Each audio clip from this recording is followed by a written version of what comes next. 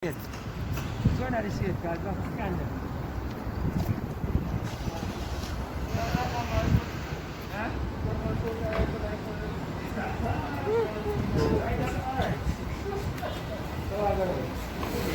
Yes, sir. May pasa natin magkama ba? All for that.